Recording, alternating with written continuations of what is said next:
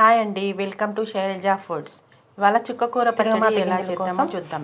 కొంచెం మినపప్పు, కొంచెం ఆవాలు తీసుకొని వేయించి పెట్టుకోవాలి, ఎందుకంటే చల్లారాలి కదా.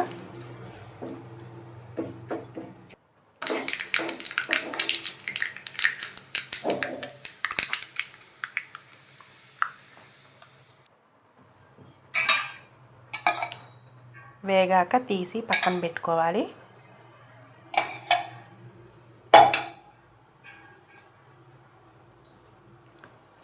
తర్వాత బాండీలో 2 స్పూన్లు ఆయిల్ వేసుకున్నాను.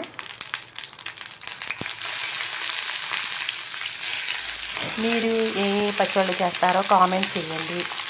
లైక్ చేయడం మర్చిపోవద్దు. 4 పచ్చిమిరపకాయలు, సబ్స్క్రైబ్ చేసుకోరా. ఇంకా మంచి మంచి వంటలు పెడతాను.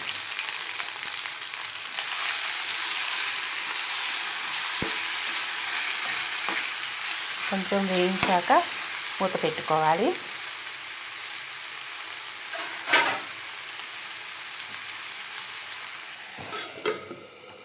మధ్య మధ్యలో కలుపుతూ ఉండాలి.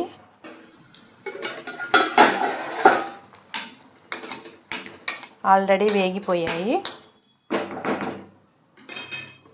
ఇప్పుడు తీసి చల్లారబెట్టుకోవాలి.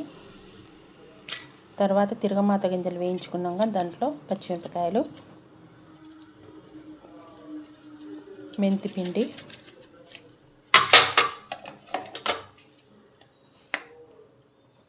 కొంచెం పసుపు,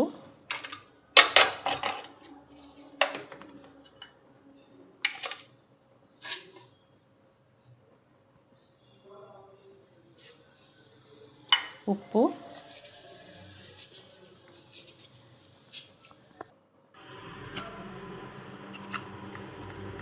ఇంగువ వేసి మిక్సీలో వేసుకొని తిరగమాత గింజలు, పచ్చిమిరపకాయలు ఫస్ట్ మిక్సీ పట్టుకోవాలి.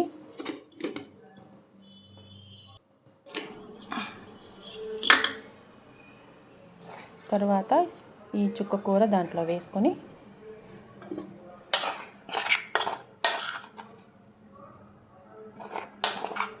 నేను చింతపండు వేయలేదు, చుక్కకూర పుల్లగా ఉంటుంది కాబట్టి.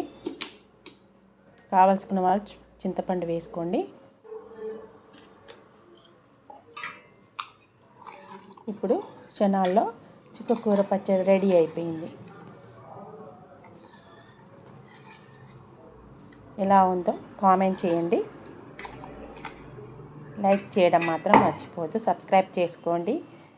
Thank you for